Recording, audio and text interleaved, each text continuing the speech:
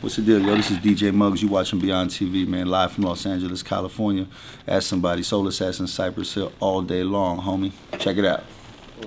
Typically, if I was probably went and got a deal at a major label for this record, the record would never see the light of day, because there's no.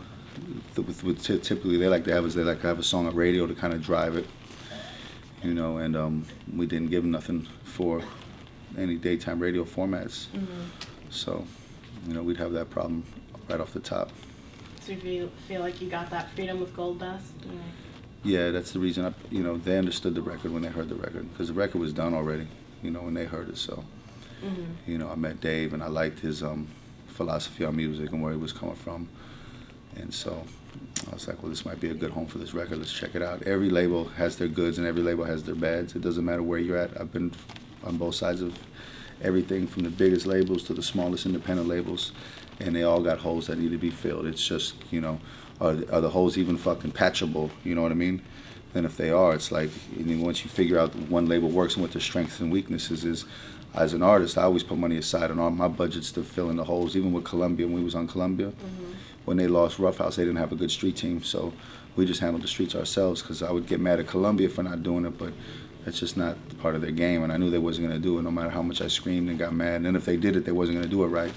So something as an artist, you got to be responsible for yourself and not just be up here screaming at all these fucking labels all day. You're going to spend the rest of your career screaming at labels, because they're all going to fuck up, and most people only do their job at about the 65% proficiency rate. You know what I mean? It's very few people who actually function at 100% and thrive in this, just as human beings in their own personal lives. Never mind working for you.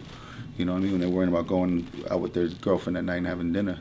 Believe me, they're not going to be trying to stay on the phone till 9 at night working your project, you know what I mean? So understand the label, man, and plug the holes in as much as you can as an artist. So speaking of being responsible to yourself, I know you were in the studio for over a year with this album. You took your time with it, you know, like to rush the creative process. Do you think it really showed in this album? Do you think fans will really tell?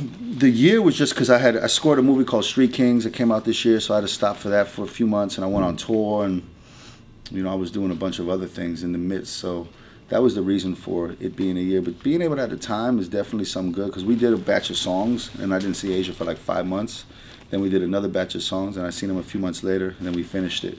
So, you know, a lot of times we create music, we might just be in a certain zone at a certain time. So if we did the whole album in that 2-month time span, the record might have just a certain sound because of the zone we was in. But being able to take our time and go away and reapproach it probably gave the record a little more depth, at least on the musical side for me, you know what I mean?